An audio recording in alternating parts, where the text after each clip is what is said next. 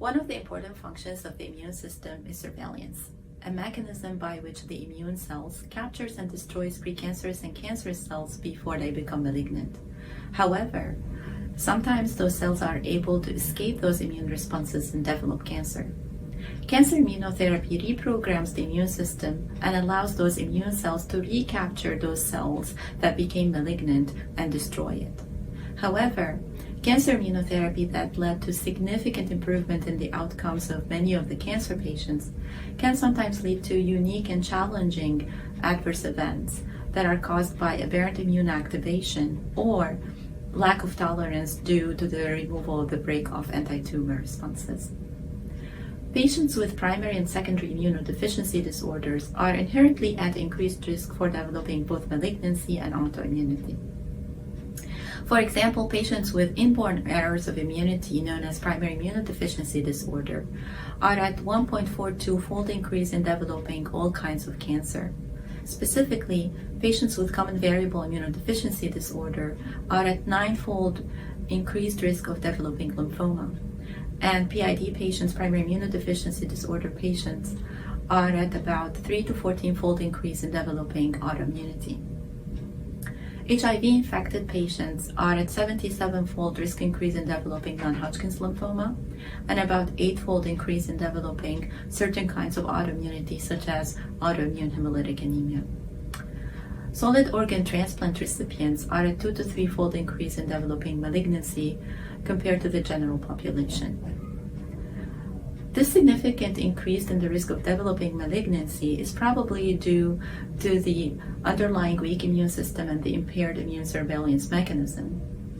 On the other hand, this increased risk of developing autoimmunity is probably related to multiple mechanisms such as the defects in central tolerance, defects in apoptosis, immune-related clearance mechanism, or simply because of overactivation of the immune system.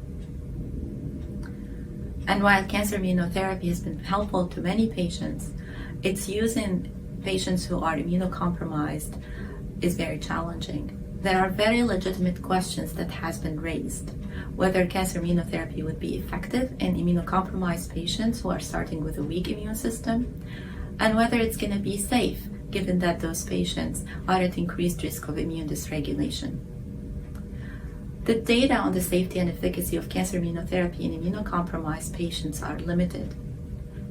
Typically, clinical trials would exclude immunocompromised patients, and many of patients with primary and secondary immunodeficiency disorder are either underdosed or not treated with cancer immunotherapy due to concern about increased risk of side effects.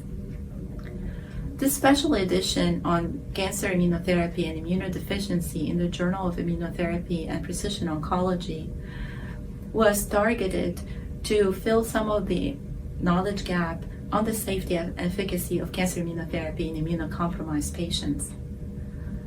I certainly appreciate and commend all the authors on their unique contributions in describing some of the unique side effects and safety issues in the use of cancer immunotherapy in immunocompromised patients, and on highlighting the ongoing clinical trials that specifically enroll immunocompromised patients in cancer immunotherapy studies.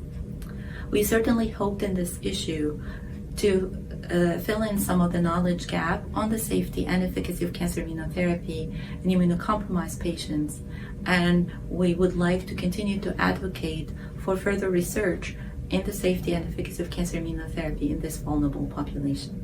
Thank you very much.